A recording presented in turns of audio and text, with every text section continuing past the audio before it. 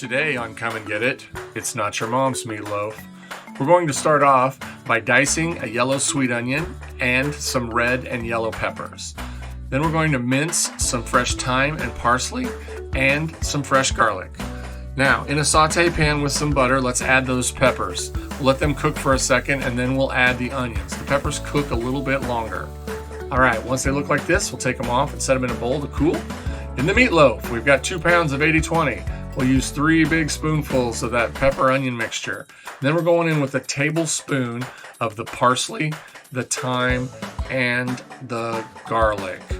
Once all of those are in, we're going to add 1/3 of a cup of freshly grated Asiago cheese. You just grate this right into the meatloaf. Okay, now that we've got that in there, we're going to give it a nice liberal shake of our For All That seasoned salt.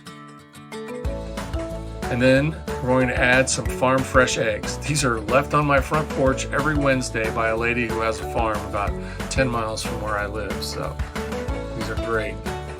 All right, we'll get this incorporated a little bit. Now we'll add our panko, about 1.5 cups of panko. And then we're going to enhance the flavor with some onion powder, putting in about a tablespoon. And then we'll add some garlic powder, the same, about a tablespoon. And finish this up with some fresh cracked black pepper.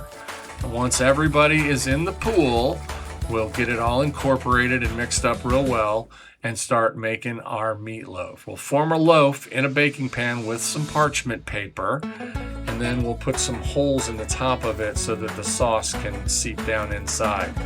All right, in the oven, 350 degrees for 50 minutes. Now, we're going to pre-cut some asparagus, cut the bottoms off so that they're all the even length there, fit the pan.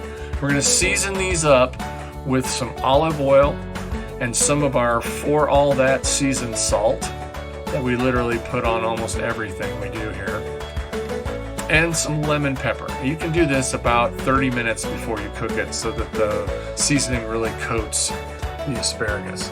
Our sauce is going to be 1 cup of ketchup in a saute pan. We're going to warm this up. A tablespoon of some blazing hot barbecue rub, a teaspoon of yellow mustard, a teaspoon of Japanese style barbecue sauce, a couple of spoonfuls of our onion pepper mixture from earlier, and then we're going to finish this out with about 1/2 cup of brown sugar.